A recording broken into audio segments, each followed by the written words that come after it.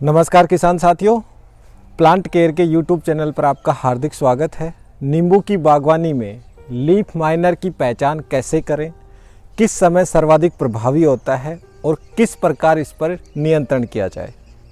Leaf miner की पहचान कैसे करें। लीफ माइनर के लार्वा जो होते हैं वो पत्ती के ऊपरी सेल के अंदर जाकर उसके क्लोरोफिल को खाते हैं, जिससे पत्ती के अंदर सिल्वर कलर की टेढ़ी मेढ़ी लाइनें दिखाई देंगी और लाइनों के अंदर आपको लार्वा दिखाई देगा। यदि इसका अटैक पौधे पर अधिक है तो पत्तियां ऊपर से टेढ़ी मेढ़ी हो जाती हैं। यहाँ पे दिखाना, ये इस प्रकार की पत्तियां दिखाई देंगी आपको।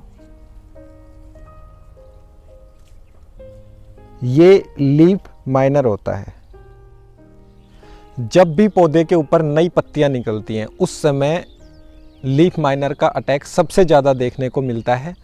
नींबू के बगीचे में यह समस्या जुलाई और फरवरी माह में सबसे ज़्यादा देखने को मिलती है। लीफ माइनर के नुकसान क्या क्या हैं। लीफ माइनर के लार्वा जब पत्ती के क्लोरोफिल को खाते हैं तो उससे फोटोसिंथेसिस की क्रिया अवरोधित होती है और पौधे की जो ग्रोथ होती है वो रुक जाती है। यानी कि जिस समय हमारे पौधे के ऊपर नई फुटान आती हैं, कच्ची टहनियाँ चलती हैं, उसी समय इसका सबसे ज़्यादा अटैक होता है। और उसी समय यदि लीफ माइनर का अटैक हो जाता है तो फिर हमारे पौधे की जो बढ़वार है, ग्रोथ है, वो रुक जाती है। लीफ माइनर पर प्रभावी नियंत्रण से पूर्व इसके लाइफ सर्किल को समझना बहुत ज़रूरी है। लीफ माइनर की जो मादा होती है वो अपने घरेलू मक्खी के समान हल्के पीले रंग की होती है, जो एक बार में पौधे के ऊपर 200 से अधिक अंडे देती है और वो अंडे लार्वा के रूप में पौधे के पत्तियों पर क्लोरोफिल को खाकर बड़े होते हैं और उसके बाद ज़मीन में गिरकर प्यूपा का निर्माण करते हैं। वे नर व मादा मक्खी बनकर उड़ जाते हैं। लीफ माइनर पर नियंत्रण किस प्रकार किया जाए, वो कौन कौन से रासायनिक उपाय हैं जिनसे लीफ माइनर पर नियंत्रण किया जा सकते हैं, या वो कौन कौन से जैविक उपाय हैं लीफ माइनर पर नियंत्रण किया जा सकता है। सबसे पहले हम बात करेंगे कि जैविक उपाय क्या क्या होते हैं। दमन कंपनी की बायो R303 एक बहुत अच्छी दवाई है, जो कि एक ऑर्गेनिक प्रोडक्ट है, बायो प्रोडक्ट है और लीफ माइनर को, थ्रिप्स को और माइट को, तीनों को कंट्रोल करता है। इसके अलावा हम फिरोमोन्स ट्रैप लगाकर भी लीफ माइनर की जो मादा होती है उसको अट्रैक्ट कर सकते हैं।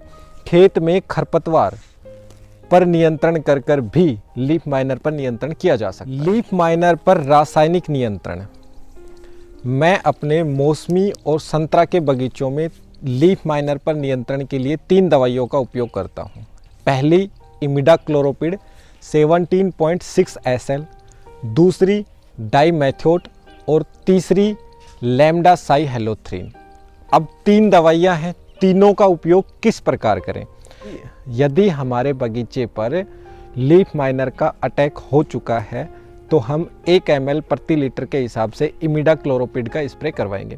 बहुत अच्छी दवाई है, तुरंत प्रभावी होती है। यदि उसके स्प्रे के बाद भी पूर्ण तरीके से लीफ माइनर पर नियंत्रण नहीं हुआ है तो जो अगला स्प्रे है वो हम लैम्डा साइहेलोथ्रीन का लेंगे। ऐसा क्यों करेंगे, क्योंकि एक ही दवाई के बार बार उपयोग से वो कम प्रभावी हो जाती है। अब हम बात करते हैं कि डाइमेथोट का उपयोग कब किया जाए। जब भी पौधे के ऊपर नई फुटान शुरू होती है, हमें पता है फरवरी में पौधा नई फुटान लेगा, उसके बाद जुलाई में वापस से नई फुटान लेगा और जैसे ही नई फुटान आएगी वैसे ही लीफ माइनर का अटैक आएगा, क्योंकि लीफ माइनर के जो लार्वा होते हैं वो नई पत्तियों को ही खाना पसंद करते हैं। तो जब भी पौधे के ऊपर नई फुटान आएगी उसी समय हम प्रिवेंटिव डाइमेथोड का उपयोग करवाएंगे, जो कि रोगोर और टिफगोर आदि अनेक नामों से आती है। वीडियो को पूरा देखने के लिए आपका बहुत बहुत धन्यवाद।